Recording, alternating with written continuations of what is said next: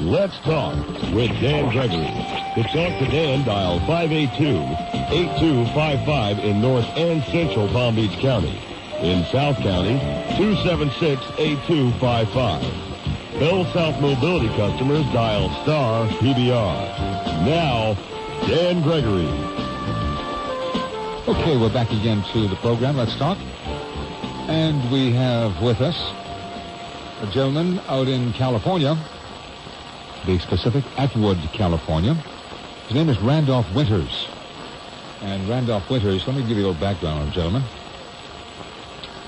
As a matter of fact, he's been lecturing and writing on UFOs for over 10 years.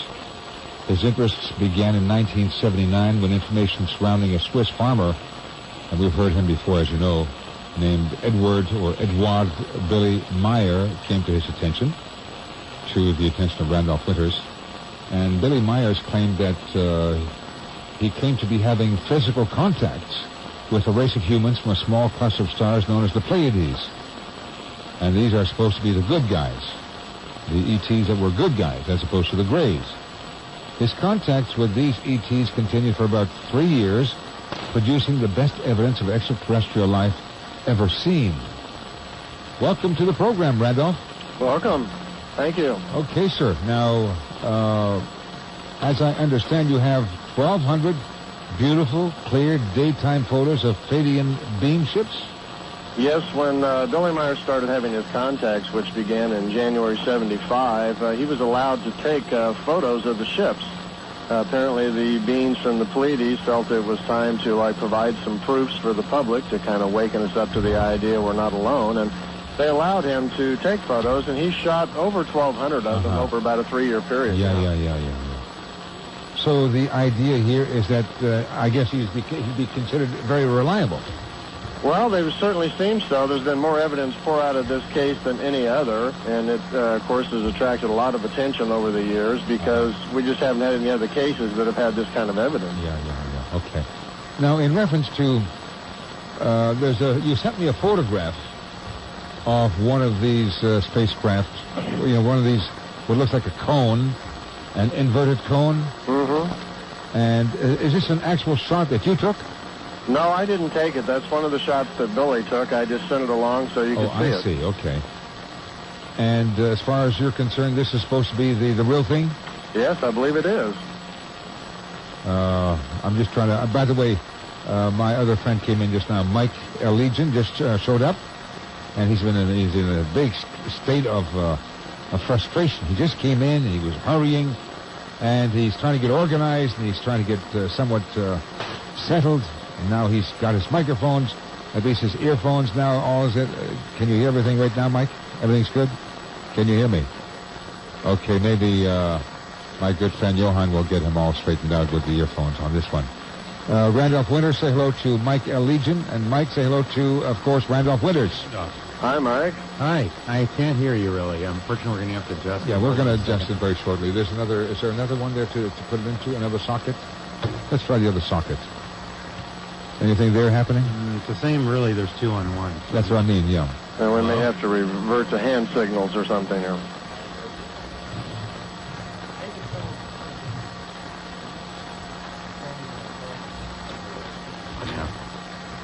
Oh, let's sort of check now. Hello? Does that help now? I'm still here. It helps now, doesn't it? A little bit. Okay. Yeah. All right. Well, at least you can hear him now, can't you? Oh, yeah, a little better. Yeah. What do you feel about this photograph? It's definitely authentic. It is. I mean, my sources tell me. Why would you say this is authentic? What makes it authentic? Well, I knew a lot of the original investigators and some of the people involved in it. Have you met Billy Myers, too? No, I've never met him, but my sources, the Ashtar Command and others, say that it is authentic. There's just some confusion, though, because of different commands and different groups in the Confederation. Now my... just put it back. Put it right back in. Put it right back in. That's it. Put it right back in.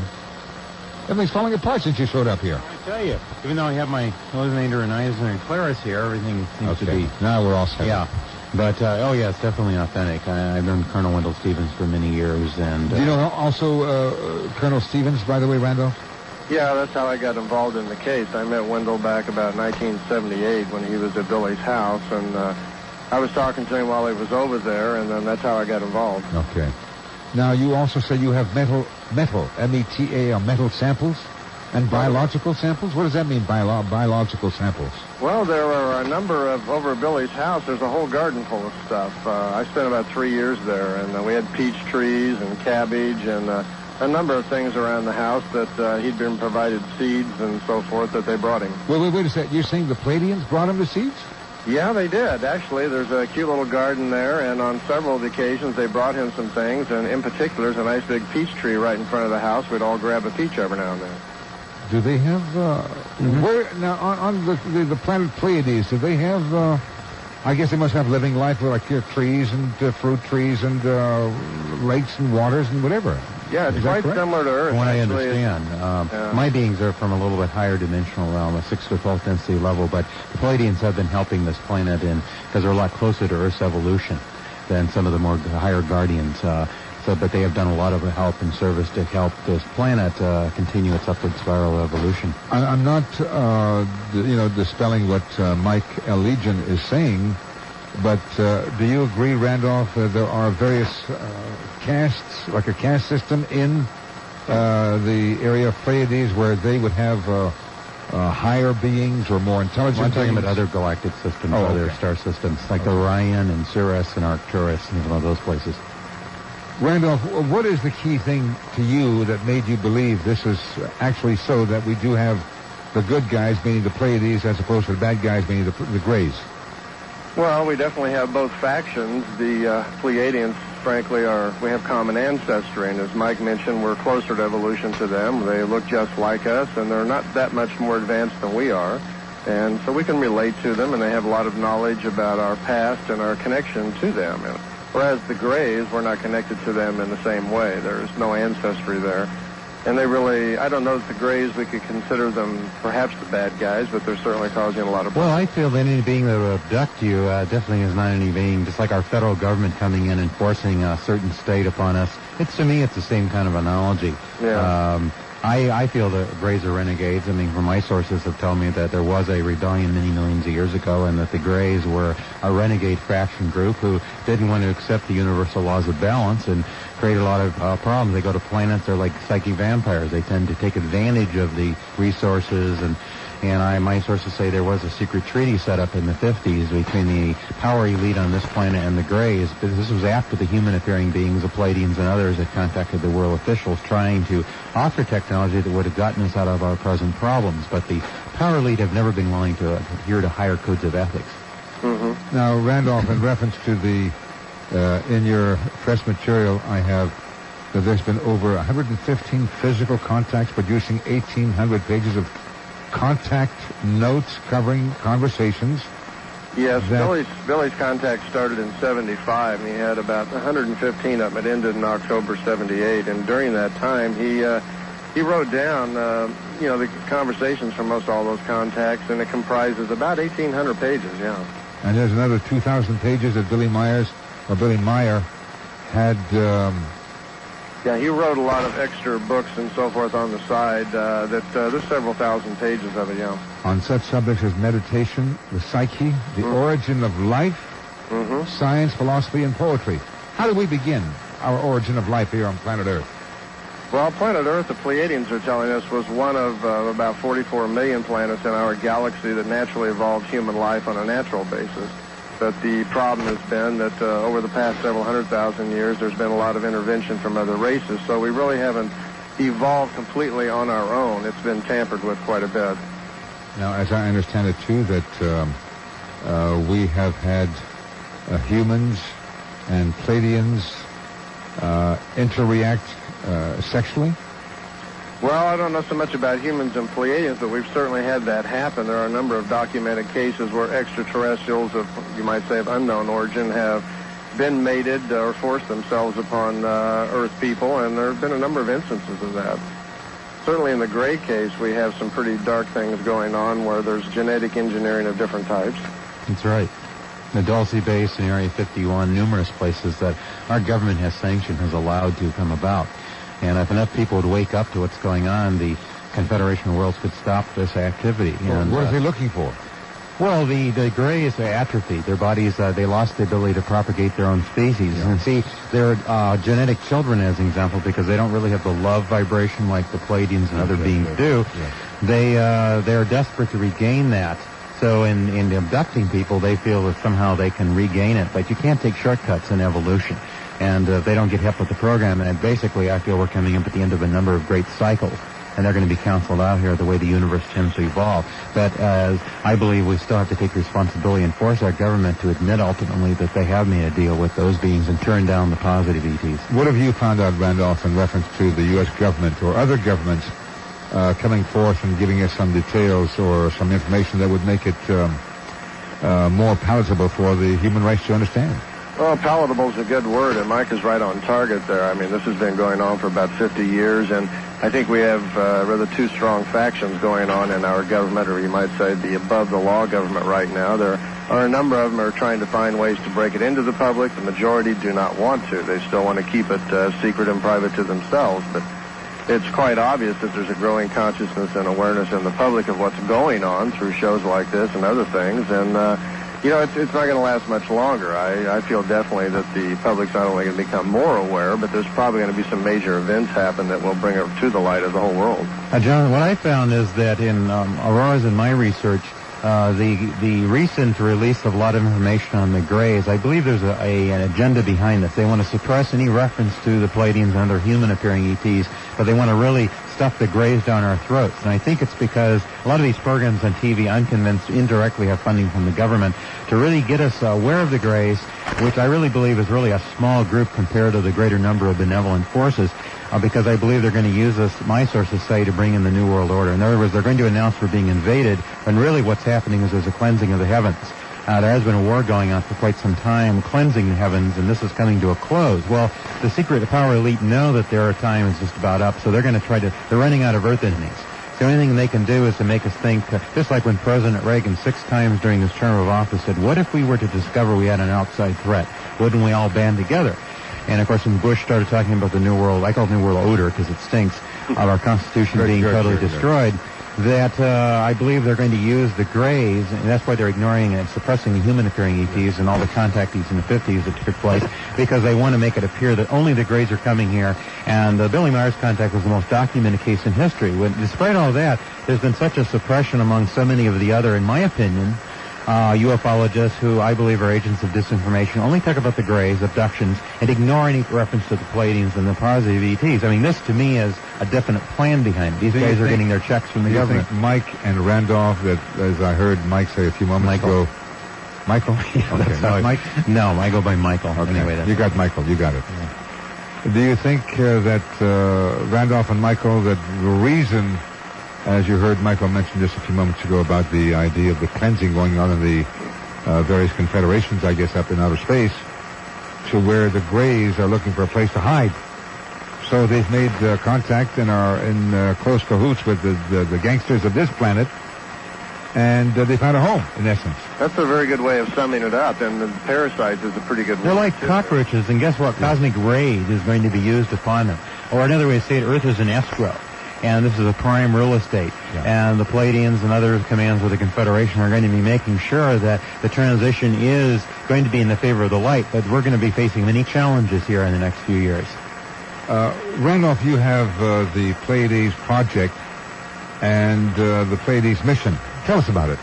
Well, the Pleiades Project was a study group that was formed back in the early 80s when I met Wendell Stevens, and we became very interested in the Pleiadian information. And after spending a lot of time with Billy, I lived with him for a while over there, and I discovered over the years that most of the information from his contact notes and things that he learned about it really never surfaced to the general public. So a couple of years ago, I started writing a book about most of the things that I learned from him, and I've just got it finished. It's called The Pleiadian Mission, and we'll have it out on the streets here in a couple of weeks. And hopefully everybody will get a chance then to read about 350 pages of what their mission to Earth was all about. If they wanted to get the particular book you're talking about, it's called The Pleiadian Mission? Right. And that would be obtained at 310, in other words, area code 310-281-6282? That's right. What's the book going to be sold for? It's a hardcover book. It's coming out at $22.95. And hardcover. All right. How many pages? 350? 350. Photographs and everything. Got a few in there. What are the key photographs that you are presenting in the book? There are, we're just making those pages up right now, and they're going off to the printer this week. But there's a number of pictures of Billy, me around the farm, and 3 or 4 pictures that haven't been published before. Hopefully that might be interesting to people, similar to the ones that you're looking at there. Now, what about the idea? Did you ever touch or contact or have any relationship verbally with the Pleiadians?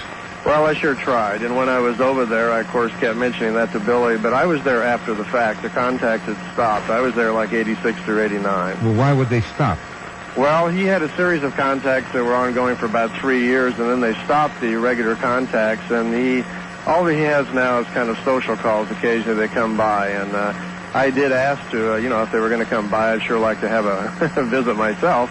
And I did get one night, he arranged for the ships to come over the house so I could see them, and I was told to be out in front of the house that night at 10 minutes after 12, which I did, and I stood out in front of the house and waited, and a large kind of ball of light came shooting up over the horizon, slowed down over the house about, I don't know how high it was quite high over the house. Kind of spun around very slowly, then shot off. So that was my little social call just to let me know that they were still coming by. Well, as a matter of fact, Michael had mentioned to me that he has been in touch in some capacity, right, with Well, I've had 2 physical UFO experiences with the... Explain them, Michael. Well, there are many different groups out there, and there's been some confusion about what particular positions different beings are at. Yeah. My first experience in 1959, which last time I was on your show here last week, I was sharing about in 59 when I was 6 years of age. I was walking along the Oceanside Pier, and at that time climbed up on the railing and ended up falling off the pier into the ocean. Well, of course, that was a very traumatic experience. And I had, unlike Billy Myers and many other contactees who woke up later and their veils started lifting to who they actually were as a volunteer in Earth embodiment, the star person, a volunteer. They used to call us the Wanderers in ancient times, but walk-ins, whatever you call it. And with me, I always had conscious memory of being on the Merkabah. This is the more advanced vehicles of, like, the higher dimensional Guardians. But where you were falling, you fell into the water. I fell. Well, as I fell before at the ocean, all of a sudden I found myself in a room. How far were you away from the water? I was probably within 10 or 20 feet. I mean, right before I hit the ocean, I was no longer in this physical dimension. I would call like a 6-dimensional plane. These are higher dimensional beings. You were 6 years old. I was 6 years old. But I had retained and carried with me the memory of being on the Merkabah, being on the higher advanced worlds. And all I know is I didn't want to come back. I mean, when you have a contact with a very beautiful being, you don't want to come back. Unlike the abductions where you don't want to have experience. What was her name? Well, the beings that I had contact with belonged to a group that Dr. Hertex talked about called the Jerusalem Command.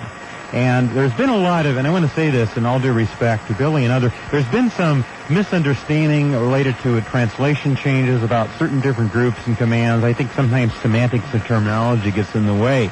There seems to be some kind of inference that Billy Myers was never, because he's asked about other contacts and other people, and there seems to be, I think, sometimes there can be negative interference to make it appear that certain things aren't going on, and yet I don't see any conflict. But the original contacts that I've done a lot of research on seem to be very authentic.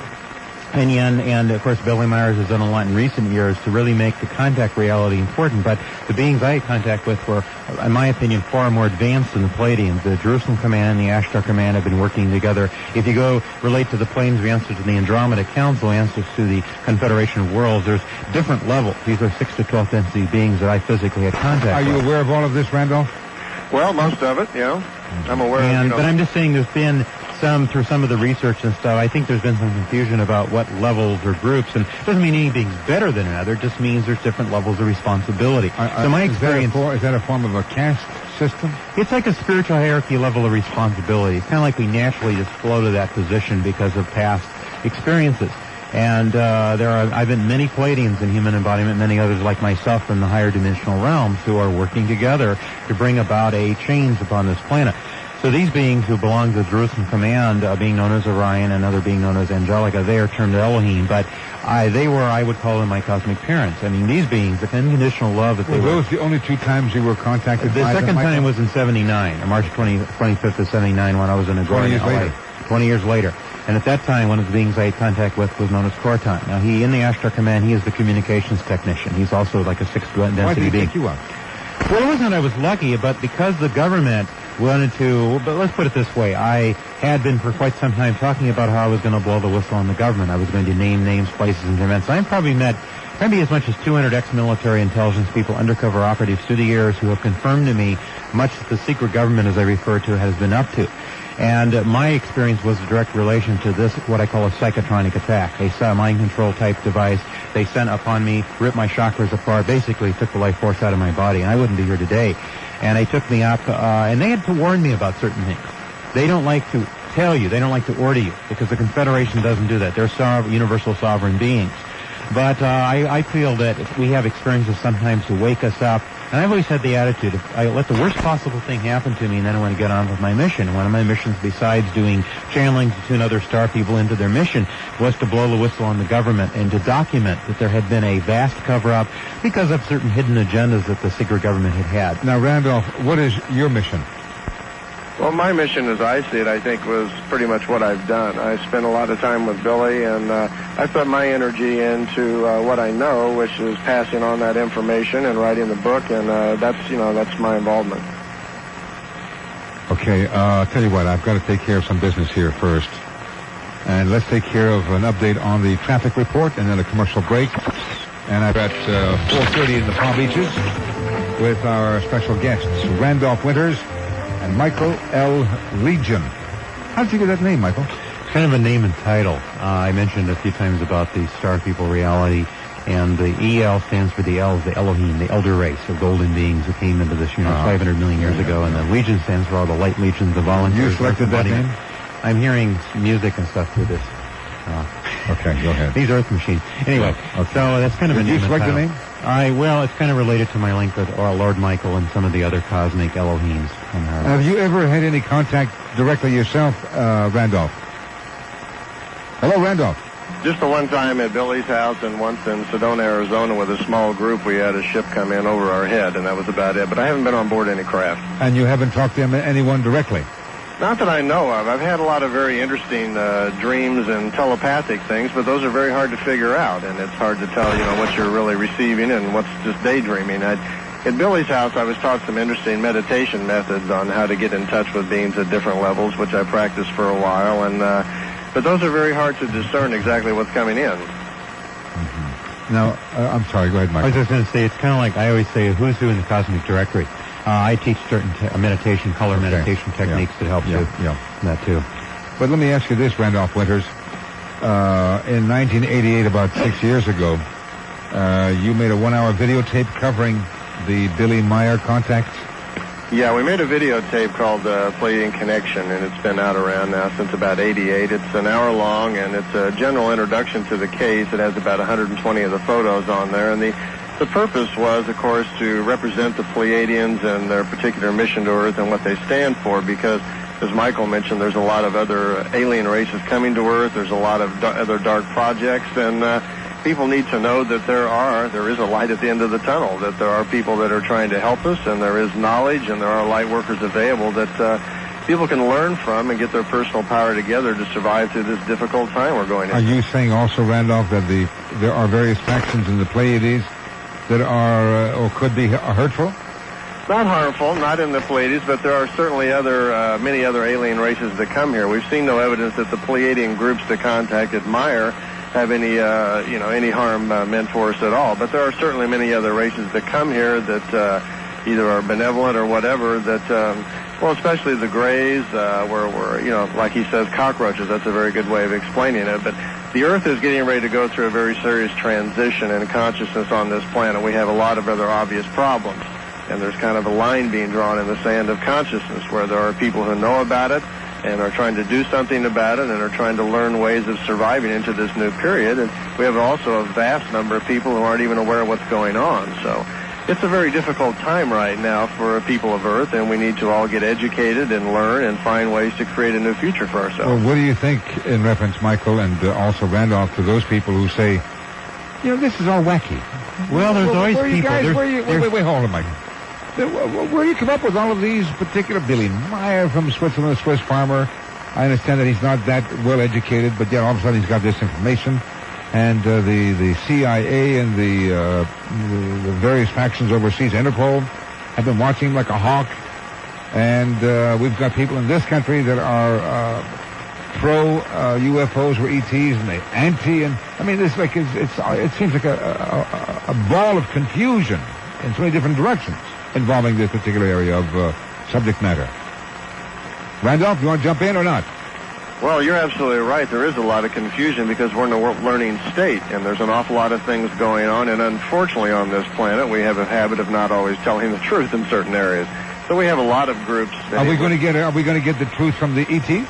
No, we're going to have to learn to find it for ourselves. It's very difficult to weed out what's going on these days. There's a lot of disinformation from our government, different branches of the government, different branches of the intelligence community, and it's definitely a time where people have to start learning to find truth for themselves. What, Michael, is the government afraid of? Well, I think it goes back again to the 50s. My sources say, and of course if you read the Air Force Cadet Manual, as I have a copy of it, back in above top secret, there's clearance, what they say the first alien A1 was human appearing, because that was the one, the first officially after the Greys started crashing on this planet.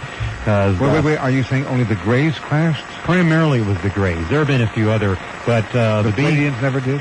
There have been a few. It seems to be there were, I did classify Mark 1, Mark 2, Mark 3, Mark 4, Mark 5 vehicles. The Mark 3 vehicles that are kind of, there's different categories of the Mark 3 where the Greys or the Pleiadians use a certain, I could say, semi-consciousness type vehicle. Then the Mark 4 and Mark 5, the Merkabahs that I've had contact with, would never have crashed down here. Some of the Mark 3 of different types have, but primarily it's been the Greys because they aren't, just to say, their karma, I think, catches up to them sometimes when they're trying to do things. Plus, it has been said that in the late 40s, they used things like certain types of radar, Tesla technology. They used a number of things to actually knock some of the Grey ships out of the sky. They're not that advanced compared to Earth, even though mentally they're very developed.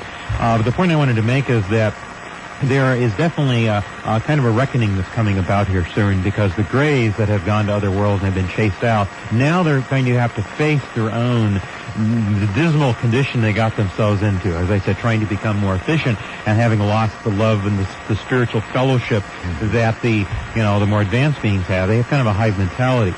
So they're actually very fragile. If you were to hit one of the Greys, they could actually shatter. That's why they paralyze their abductees that they take.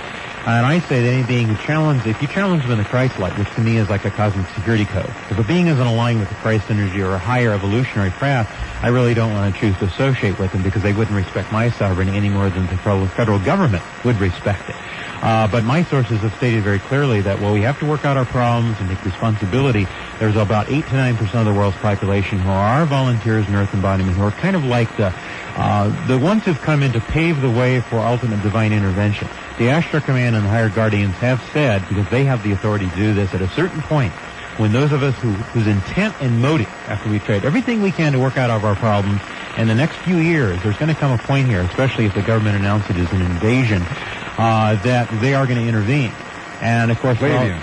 The Pleiadians and other human-appearing beings, the Confederation is going to intervene. The government's on our behalf. Yes, but the government's going to try to make you think it's an invasion. And that's why they're waiting to the last possible moment to let us use free will, do what we can. But I remember very clearly with conscious memory being in the Galactic Council when the great I am that I am, the God Force stated, it is my will that toward the later part of the 20th century, when humanity reaches a certain point or crossroads, and those ones in humanity who choose to be chosen because their intent is positive, they will be lifted up. I've been told there will be 3 ways of evacuation coming up here shortly. At a certain point, after we take responsibilities and do what we can in the here and now. It's not like we're going to escape from responsibility, but it has been promised to those of us, as well as those who are graduating off the wheel of karma after many lifetimes, at a certain point they will intervene. Now, Randolph, you've never seen them in person, have you? No, I haven't. Just pictures. Just photographs? Yeah, Billy's house, he has his own photo album, and there's a couple hundred other photos in there that he hasn't... Who took the pictures? He took the pictures. He took all of them, and there are a number of rolls of film inside of ships and of the Pleiadians themselves and on the Pleiadian world. They got pictures of the interior part of the spaceships? Right, that's right, yeah. I've seen one of the photos. I think was it Ascot or Samjasi? I think it was Ascot or Plata. There's a photo there's that was the taken. one circulating of Ascot. Over at the house, there's a collection of others of quite a few of the other beings that he had contacts with that I don't know that anyone's ever... There's no copies of those circulating around, as far as I know. Well, I have one that was supposedly of either Ascot or Plata that was taken at some point. I forgot when it was. Right. And what was the most striking thing you saw within the ships themselves, Randolph? It was really kind of hard to make out. The pictures are like of hallways and walls and people standing. Mostly he took pictures of people like you would on a trip or on a vacation. Mm-hmm. And there are several pictures of some of the other Pleiadian beings that he had contact with just kind of standing there getting their picture taken. So I didn't get to see any exotic technology or like that. I wouldn't be able to describe the ship from any of the pictures. Well, were they human being looking like human beings? Yeah, the main one that I remember was one of the ladies who was kind of giving him a tour around the ship, and she looked brown-skinned, kind of Jamaican Indian sort of looking with dark hair. And because, if I remember correctly, Michael said the last time he was on the program here that they were human-like. Well, they are. Wait. What does that mean, Michael? Human-like? Well, I said human-appearing. Or human-appearing? Human-appearing. That is, they could pass in a crowd, other than little minor differences. You couldn't, if they were dressed in earth clothes, you couldn't tell the difference, except the energy, their love, their auric field. And like I think we shared about our last experience and when we used to live in Scottsdale, where 5 extraterrestrials dressed up in earth clothes showed up at this party we were having. No.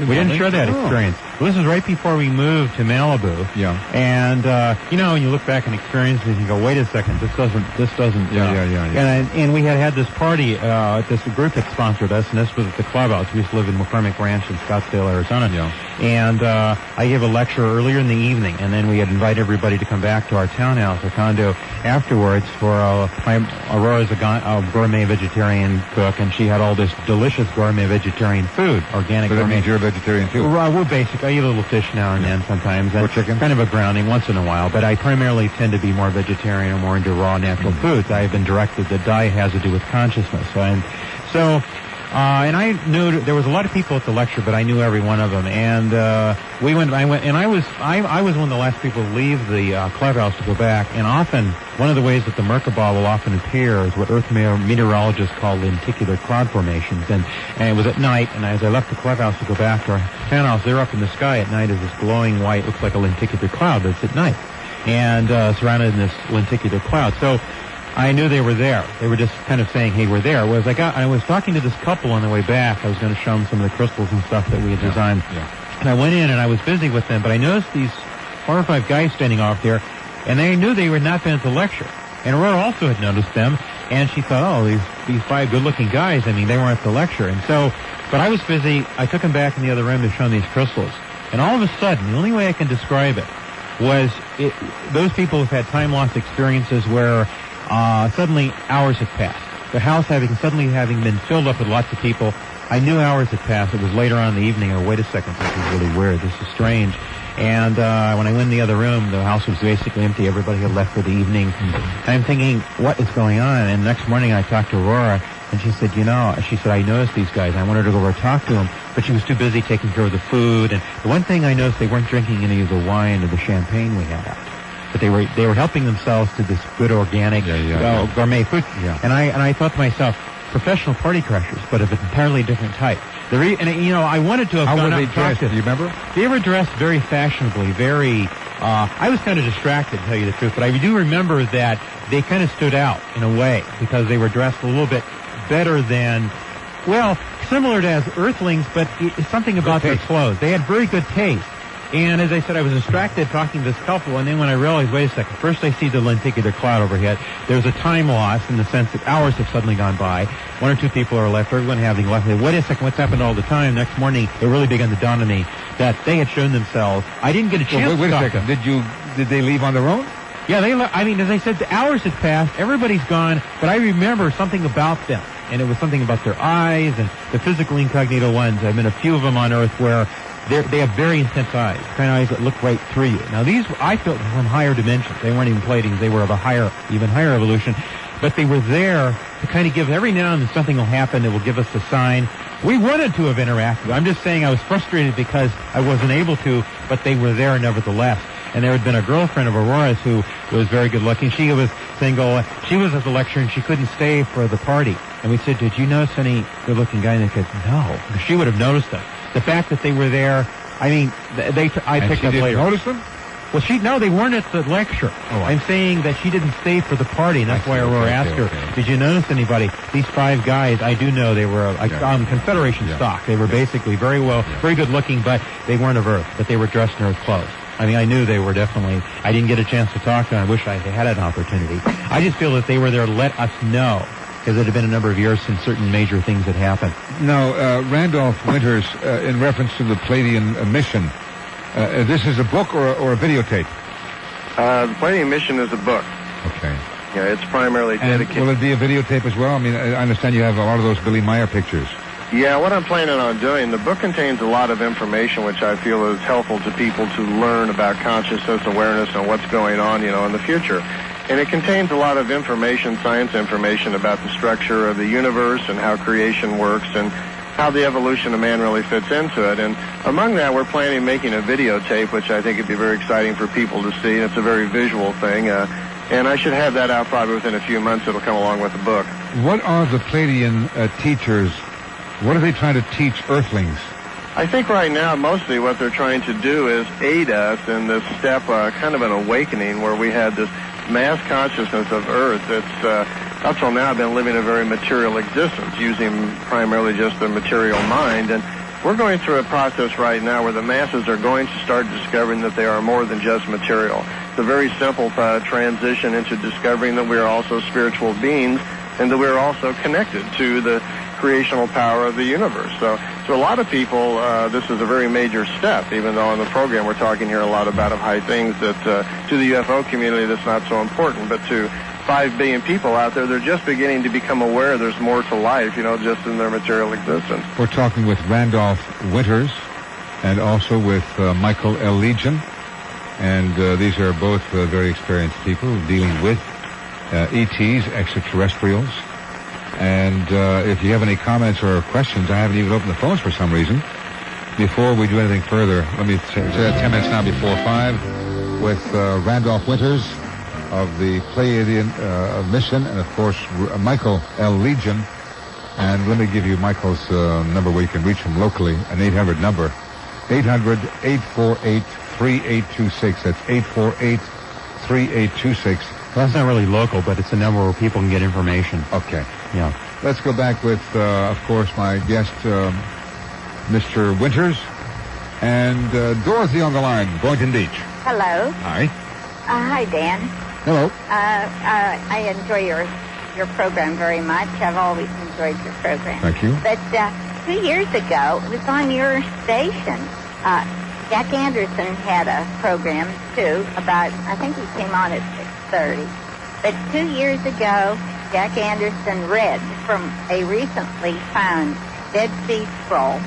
It was on the eve of Thanksgiving. Uh-huh. And he read from it. And it was so wonderful and inspiring. And it was about the people from outer space. I think they came from the same place you're talking about. Dorothy, let's get to the heart of it. All right. What do you want to say, really? Well, I wanted to know why he would talk about the people from outer space on the Dead Sea Scroll. And then you don't hear any more about it. Well, but let me ask Michael and let me ask Randolph. What about that, gentlemen? Well, I'll go first here. The Dead Sea Scrolls, of course, were dug up around 200 A.D. and were written about 200 B.C. They were dug up in 48. But you're talking about a time period where Pleiadians and other races, particularly the Pleiadians, have been coming here for a long time, and their ancestors had colonized many times in the past. So it's no surprise at all that people living 2,000 years ago would have some knowledge of celestial sons and fathers that have come here. Well, I just wondered if anybody else heard from it. But, Yeah, throughout history there has been. I mean, I think that the Bible, as well as the Ramana and Bhagavad Gita and all these all the religious teachings are actually UFO extraterrestrial casebooks. Many theologians, like Barry Downing and others, have based their thesis upon the fact that the human race was genetically seeded by human-appearing ETs, and of course the Pleiadians have the similar ancestors that we do, that there's definitely been a guidance, both spiritual and knowledge, to guide the human race into our level. Of course, then we have the Greys interfering with this process. I call them the cosmic sleazeballs, basically, because they don't respect the sovereignty and the rights of individual people any more than our federal government does. But the point is that the human-appearing ETs of different categories, the Pleiadians and others, have constantly wanted to give us a choice, an option, not to force things on or help, or to withhold it, but to at least make it available. Give humanity a choice, give them a right to make up their mind. But what I've said so often is if enough people will wake up and demand that there will be divine intervention. There will be more of a mass appearance, which I'm told is going to be happening here shortly.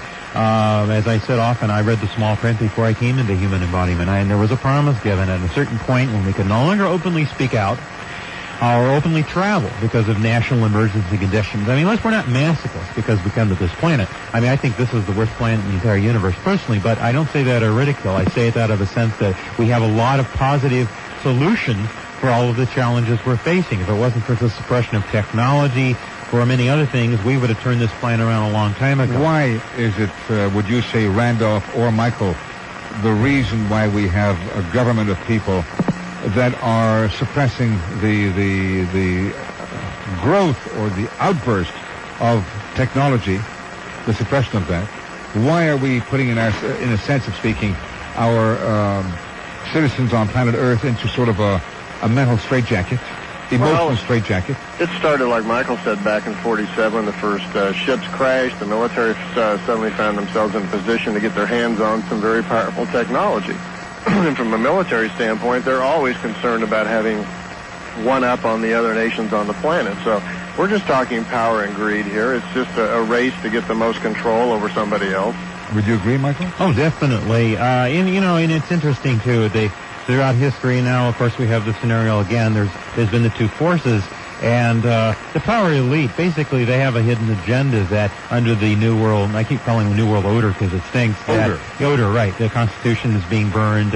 Anyway, that they have been these black budgeted projects that the Greys have been working with the CIA and the Dulce Base, Area 51, all these places, that there's a lot of mind control right now being forced upon the population. And one of the reasons that I have the Claris technology with me is that, in fact, the Pleiadians have said that they truly feel this is a great form of technology. It takes EMR, it takes Alpha waves, and it utilizes it so it doesn't have the negative destructive effect upon us. Anything coming within the 70-foot field, that's why I carry the Claris around with me, is utilized so that I can turns into a positive field, a resonance.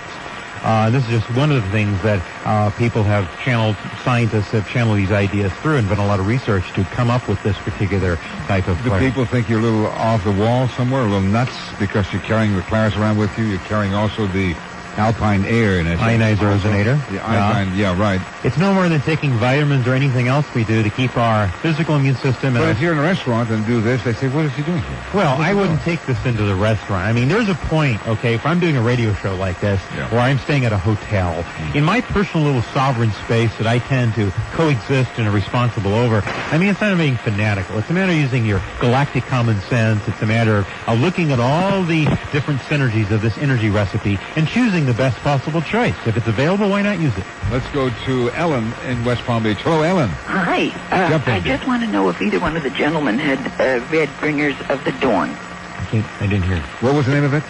Bringers of the Dawn. Yes, I'm familiar with Barbara Minchik. Bringers of the Dawn. Oh, Bringers. Yes. Of the Dawn, okay. I wondered, I would like to hear their opinion of that book. Michael. Well, I think she has some aspects of reality that she's tuned into, has received some input.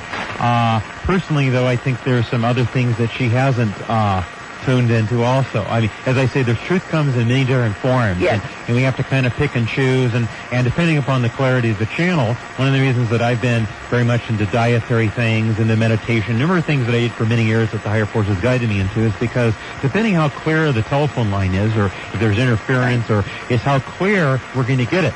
And I work and I do channeling classes. I really teach people to really work beyond their own concepts, opinions, and theories, and with discernment, but to really allow the beyond the human concepts to come through. And basically, I think that she has very positive intent. It's just there's other aspects as well. How about you, Randolph? I'm afraid I haven't read the book. Oh, well, she says that there's going to be there is a retooling taking place on our DNA, and it's coming through cosmic rays. 12 matrix.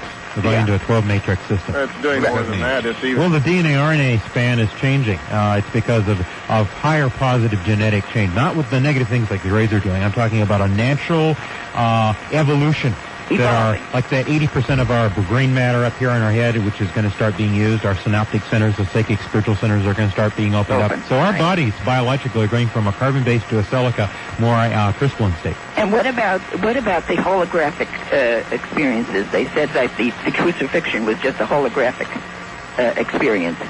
Well, the Pleiadians and higher forces have, as well as the Greys, have all kinds of holographic records. The difference is that the Greys have tried to use that holographic image, like when they contacted the power elite and the Joint Chiefs of Staff and others. They showed these images to try to manipulate, because they knew some of these men were very religious and orthodox, and to make them, they tried to say that they created these past periods. Now, that's not true. They took these images of actual happenings and tried to convey that they were somehow omnipresent or omnipotent to manipulate these military figures and others into the way they wanted them to go. And my understanding is that, for example, when King Herod got the idea to kill all the male children up to 2 years of age, that was the Greys that possessed him, because they knew that our commander-in-chief was coming into human embodiment, and they wanted to try to destroy him. But it took about 2,000 years for him to get back at it. What? Do you know... wait a second there. Hold it. What did you want to say, Randolph? No comment there. Oh, I thought you wanted to say Michael's something. right on it. I also would like to know, do you know anything about the Spaceship 10? Spaceship 10? Yes. It seems to ring... I'm hearing music again in the back of my... These Earth machines. Anyway, it seems to... Is that through one of the other contacts? Yeah. What group is that? From the Mark Age group. Well, I'm familiar with them. I think, again, here we have... There's like a dollar different paths to the Godhead. And hang on a second, Michael. We have to go to the news. That's what you heard. You heard the music tell us to give us a clue. Okay. By my Bodom, the best in the country in the city of Maturgo. Johan, he's good. Okay, we're back again with our two guests. Michael L. Legion here in the studios. He's from Malibu, California. Aurora, his wife, is not here. Planning to resettle here. And, planning to resettle in this part of the world. And, of course, in Atwood, California, is Randolph Winters.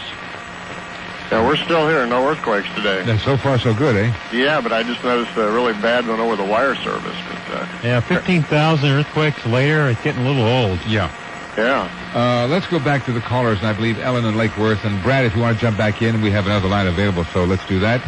And say back to hello to Helen. Hi. Hi. I just wanted to know about the reference to Spaceship 10, where many of the hierarchy is. Well, I want to say that I've read a lot of the Mark Age material, and I think that there's a lot of truth to it. But I also feel, as they say, there's a lot of paths of the Godhead, and all due respect to their work and the information they've received, there's a lot of groups out there who have received different aspects or different pieces of the cosmic jigsaw puzzle. So in respect to all of them, there's a lot of groups that have done a lot of work. There's a lot of truth to it. But I also feel, as they say, there's a lot of paths of the Godhead, and all due respect to their work and the information they've received, there's a lot of groups out there who have received different aspects or different pieces of the cosmic jigsaw puzzle. So in respect to all of them, there's a lot of groups that have done a lot of work to wake people up, to let them know that there are other intelligences. I do believe that, as we look at all the pieces of the jigsaw puzzle, they come through in a lot of different ways. So I remember there was that's probably where I heard about Spaceship 10. There's an explosion of metaphysical groups, and especially in our area here in Florida. An explosion of metaphysical groups? Right, that's happening. That's one of the reasons we kind of felt guided to come here and reset up our purpose. Yeah, there's a lot of activity down here in that area. Is that the Gulfport area? No, this is in Lake Worth, all around in Lake Worth. Oh, no kidding. Oh, Dan, so many times I wanted to get in touch with you. There's so many people you can talk to. Are you familiar with, did you hear us mention about the lecture I'm doing tonight and next Friday? Well, the next Friday I want to go down to Jeannie's Secrets. She's right close to me. Okay, great. Yes. I wanted to say, too, about what you said about the eyes. There's supposed to be a great depth to their eyes from the Pleiadians, and they say it's coming in on a love vibration. And those people who are studying metaphysics and begin to understand and know the truth also develop that look in their eyes. How long have you been studying all this, Helen? About 25 years, I guess, 30 years. All right. Yeah. I'm glad you called. Good call. Thank you. Let me ask, before we get to Brad, let me get to Brad now, and I'll ask him after that. Okay, Brad, jump in with your question. Hey, Dan, thoughts. I'm glad you took my call. How you doing? Okay, sir. You guys sound real convincing. It's really something else. But I know. I have to laugh because where's the proof? That's my only question. I have one question. Where is the proof that these beings exist at all? There's no proof. There's no physical proof. Nobody's ever seen one except in secret. I don't believe That's a it. good question. I don't believe it. That's a good Well, I question. think the metal samples. Wait. Let him talk. Let them Go ahead, show Brad. themselves, then I will believe it. So the bottom line, let me ask Randolph and let me ask Michael. How come only select few people have even seen them or spoken to them or have been in contact? How come? I don't know that it's really so select anymore. I think we're in a time now where it's not a question of whether or not it's real. It's just a question of whether or not you know about it. Mm-hmm. There are just millions of sightings all over the world. I mean, if we had everybody... No. The sightings are... Wait, Michael. At least... There's no proof. Randolph. No, the bottom line. There have been sightings all over the world. Yes, but there have been no... why don't they go to the major cities? Well, they certainly had. 2 weeks ago, about 2 o'clock in the afternoon, I'm on the phone. A friend calls me from El Paso, Texas, and he says right now on our local television, the local news service is out at the Air Force Base with their cameras on. There are 10 discs floating over the air base, and thousands of people are standing there in broad daylight watching it. Well why is it not broadcast on national news? Because when you find out the heads of ABC, CBS, NBC are members of secret organizations, they suppress the major things. I don't believe that for a minute. You know, you guys are so paranoid, it's unbelievable. You think that these people are going to save the world. We are here by ourselves. If we destroy the planet, we destroy it. If we save it, we save it. Let me just say one spiritual thing. thing is good. It's Brad, good. did you hear this morning's program? Brad, did you hear this morning's program? No. With Paul Kelly? He had on the fellow Matthew, Matthew, I think his name is Forsyth. No, I missed it. Stuart Forsyth. Yeah. He wrote the book, Why Vincent Foster Jr. Committed Suicide. Oh, yeah, that's a fascinating topic. Wait a minute. Now, the reason I bring this up is because he revealed, Stuart Forsyth, there are 23 families in the entire country that control the media in this country. Right. Well, I would... So when they don't want certain information to go out on the air, they will not have it go on the air. Certainly, Brad, just ask yourself, why was it live in Tucson and never got out of the city? That's right. I can share a experience. I have to take your word. That's what I'm saying. I'm taking your word for this, where there is no physical proof. Well, wait a second, Brad. Our own path and go out looking for things. Brad, what would we gain, or what would, not me, but what would these two fellows gain by lying? What would they gain? Yeah. Well, I just see it as a business. What do they charge? How much is your seminar? How much is your videos? And what are your books?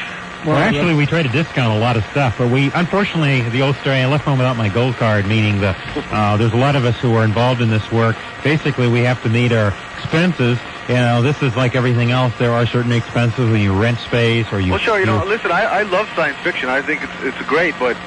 we're not talking about science fiction. You know, there's no proof. This is all... What do you think, Brad? That's my main objection is there's no proof. Brad, what do you think? What do you think about the story in today's Miami Herald, page 7A?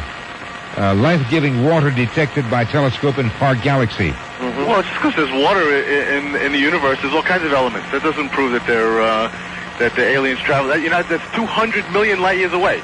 You know how if they travel at the speed of light, that would take them 200 million years to get here.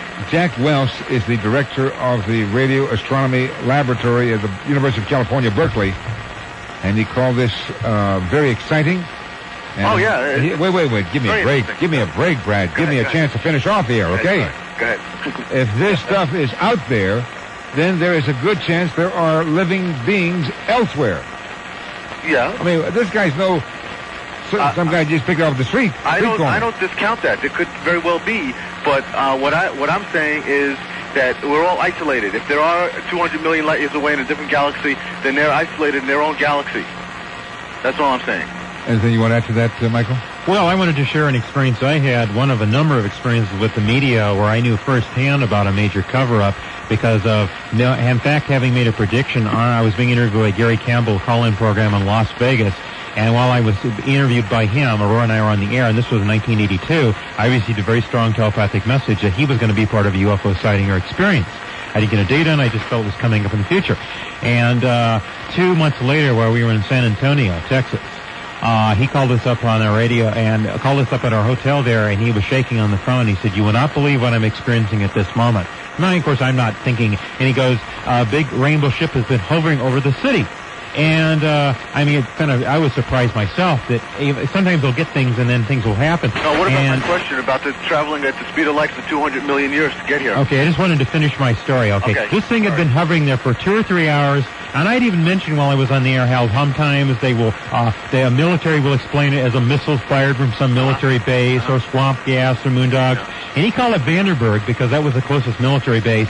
And he knew this thing wasn't any missile. He wanted to ask him what they would say. Well, the public relations officer said, we didn't send a missile up. Besides, we wouldn't send anything up at this time. Now, a friend of mine who had come to a seminar we held in Las Vegas heard on the 10 o'clock news around this time that there had been hundreds of UFO sightings up and down the coast of California, and there'd be more in the 11 o'clock news. Well, by the 11 o'clock news, they said that those who thought they saw UFOs are merely a missile. People up in San Francisco were standing on the rooftops looking at UFOs while they were hovering up there, calling it a show, saying, you think we're stupid? We know there's a cover-up because this is no missile. You wouldn't have seen it from Southern California. So the point is that they have been lying to us time and time again. When you catch them on something, they'll still deny it. Okay, well, Brad, if you bottom know line. so much, one further question. If you know so much, when are they going to show themselves to the general population? That's a good question. That is a good question, and according to my sources, depending upon when this, as we talk about the secret agenda of the government, when the government makes their announcement, which I believe is going to come possibly as early as the next couple of years, maybe somewhat later, but it could be as early as the next year or two that we're being invaded. I believe at that point that there's going to be intervention, that the human-appearing ETs are going to show themselves, but as I said, the government is going to make it look as if it's an invasion rather than intervention going on. They always confuse the issues. As I always say, if you believe the 6 o'clock news, you need to take a reality check. Well, Thank you, Brad. In a couple of years. Thanks a lot, guys. Okay, Brad. Let's say hello to Mike in Palm Beach. Hello, Mike.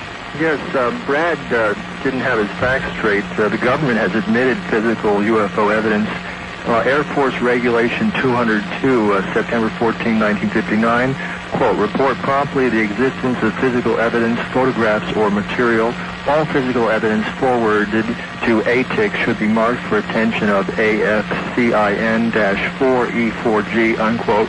Another quote, each Air Force echelon receiving suspected or actual UFO material will safeguard it in a manner to prevent any defacing or alterations which might reduce its value for intelligence examination and analysis. That was signed by Thomas D. White, Chief of Staff for the United States Air Force. And the purpose of that statement?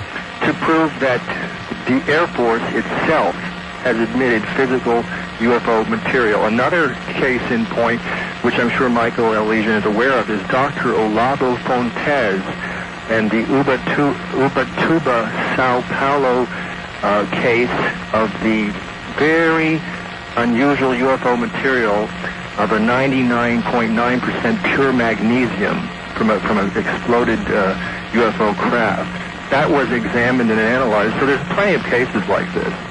And so Brad is just not aware of the facts. No, but he's asking a very good question. Well, why it's isn't been it? answered. The point here is why don't we, the average American individual, in a sense, get to see these people close up or talk to them? Or question. Dan, he said, where's the proof? There's no proof. Ubatuba, Sao Paulo, Brazil, Dr. Olavo Fontes case, 99.9% pure magnesium that was examined and covered up by that was covered up, but that wasn't covered up in Brazil. But the Air Force itself was taking the materials from various UFO crash sites and analyzing. They admitted it in that regulation I just read you. Actual UFO material. Okay, so, Michael. Yeah, thanks. Thank you. If some people, if it bit him, they wouldn't even believe it if they bit him in the butt. Some people, it's like, don't confuse me with the facts. Yeah. I've earned a nervous breakdown when I have it. Randolph Winters, where can we get the book, The Pleiadian Mission? And if we wanted to get that video you talked about earlier, how can we get it? Anyone interested in that could call 310-281-6282. That's our number here in California, and there's a number of tapes, books, and cassettes available, all on the Pleiadian mission. Will they get a sort of a catalog to be able to see what's available? Yeah, we'll mail them out right away, a small catalog sheet which lists the various cassette tapes, books, and videos that are available. And just like Brad mentioned, we're all looking for proof. We're all looking for little pieces of the puzzle for ourselves, and this is how you do it. You start looking into things, and you learn to find truth for yourself, and you get educated. I'm sorry, I didn't hear about what video are we talking about here? We're talking about the video Pleiadian connection that I made on the Meier case back in 1987. I have a copy of the Contact one, which is different than the Beam Ship, that they suppressed, it seems, not being shown in all the major motion picture theaters. Yeah, well, as a matter of fact, you mentioned you're going to be talking to Jeannie's Secrets. I believe Jeannie will have the videotape there, too. She stocked it. Okay, great. Okay, once again, that number to reach Randolph Winters, 310 area code 281-6282. And I know you want to get cracking very short in a soon amount of time, Randolph, so we'll let you go in about 8 or 9 minutes, okay? No problem. This is fascinating. Okay, sir, let's go to Frank in West Palm Beach on line 1. Hello, Frank. Hi, Dan. Okay, sir, jump in. All right, I'm sort of interested in this because I don't want to get too carried away with it, but just stop and think of they can't get them repaired fast enough up in Cape Canaveral, or Cape Kennedy, excuse me. They can't get them repaired fast enough to get them up in the air. They're doing more than putting satellites up there. That's right. They're trying to do something. And another thing... Wait a minute, Frank. You said right now, Michael, that's right. Meaning what? Well, they're putting up a lot of hardware and stuff that they're not telling us about. I mean, I feel we've had a secret space program called Alternative 3, including the Adam and Eve project for many years. Well, Alternative 3 dealt with the Mars project, where they have Russian, British, and Americans, technical, and highly skilled people. And even though that special in 1977 called Alternative 3, broadcast out of Spectre Television, itself used actors and actresses, the last 2 or 3 minutes of that film was actual footage taken in May 1962. I really, truthfully, I'm an American citizen. I was in the Korean War, but I do believe the Russians, they had the smartest scientists. I do believe they were ahead of us as far as... Well, do you know where, Frank, you know where they got the scientists? They got them from Germany after the war. Sure they did. We've got paperclip. We've got Werner von Braun and a few other guys. Another thing that gets me, too, it seems like everything happens around New Mexico and what, and Tesla sold all of his rights to the government. And Nikola Tesla? Tesla. He didn't sell it. They took it. They took it, but didn't he have a flight, some kind of a flight that would leave New Mexico and go to Australia in 60 minutes? I'm sorry, what was the question? He had a flight plan, flight plan or a manner to do that. He was talking about anti-gravity and stuff. Okay. He was involved in the Philadelphia experiment. He could make it to Australia from New Mexico in 60 minutes. So, there's something to it all. I don't care. These people call up Star Trek, a lot of it's been given down to them to keep people quiet because they're afraid of panicking people. I think they're afraid of losing their power over us. Hang on a second. Frank, did you want to say anything more? Because I got to go to a traffic break. I just say I can look back at 1937 Flash Gordon, look at the instruments and some of their crafts, and look at our crafts today, and it's awful funny. 37 today. Okay. The instruments look almost identical. Thank you, sir. Thank you. Let's go El Legion right here in the studios, and of course Randolph Winters and the Pleiadian mission. That is the book he's put together. And this is about the story of the Swiss farmer, Edward Billy Meier.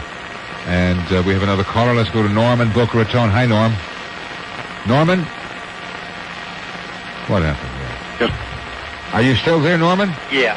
Jump in, please. I was wondering if Billy's going to release any new information, coming up at all. Billy's had a couple of new contacts, and he did shoot 2 or 3 rolls of new film.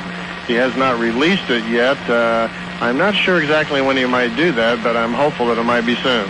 Is he getting, back into, talking rather than, hiding out like he was? No, I don't think so. I doubt if he'll ever go public, but his cycles of contacts have been going in 11-year spurts, and it's time to start again, and he has announced that they are making arrangements to start the contacts with a new group with him again. As to whether or not they'll just be for him or for the public, I really don't know yet, but I'm hopeful there might be some new information. We've all been waiting a long time. And also, I was wondering, I've been reading about a reptilian race that might be controlling the Greys. Well, there is. Yeah, that's they've been in the biblical sense. They were called the Nephilim. Another way to describe them is they're alligator crocodile men. In fact, it's been said that Hitler actually was working with this. They look like men, but they actually have tails like crocodiles, and they look just like men in their physical body. And Aurora had the opportunity to meet distant relatives of Rothschild, who during World War II had been in the underground, and they were helping many of the Jews escape from Germany. Well, they went to Rothschild at one point, and they were secretly getting funding from him. They didn't let him know that they were using it for what they were using it for, but at one point they went to see him, and they arrived. Who went to see Rothschild? This couple that now they're years earlier and working for the underground. So they met with Rothschild, Baron Rothschild, and his butler came in and said, "Your guests are here." And he said to them, "Wait here, I'll be back in a few minutes." So they went in the other room. Now, he didn't know they were trained spies. Well, when they went in the other room, they heard muffled talking. So they went over to the dumbwaiter, pushed the dumbwaiter aside where the food goes up and down, and their mind was blown because they're standing Rothschild with this alligator crocodile beak. Unbelievable. And what about these 21 asteroids? I heard that the reptilians have something to do with them. Well, yeah, they're supposedly a planetoid on its way to Earth. But, I look at it this way. For the Pleiadians and the Ashtar come in, different human-appearing beings, that could be target practice. I mean, I'm not concerned, basically. There's a karmic thing the human race has to deal with. There's been these beings, the Greys and the reptilians, others, these sleazeball types, have been coming around off and on since the Luciferian Rebellion. But guess what? This is a time of cleansing for the universe. So they're going to have to meet their own. They're going to have to get help with the program. Let's put it that way. Okay, thank you. Thank you, Norm. I know you got to get going at this point, Randolph, so it's been a pleasure to have you on the program with me. Well, thank you very much, Dan. I certainly enjoyed it. It's been nice connecting with you. Nice connecting with you, Michael. Good luck on your speaking down there. I understand you're moving into that area. Yes, and let me once again let the audience know, Randolph, that they could reach you and get the book. And the book is called The Pleiadian Mission, and the tapes, of course, are available, videotapes. 310 area code, that's 310-281-6282. Thank you very much, Randolph, and good luck, sir. Thank you, Dan. Bye. Take care.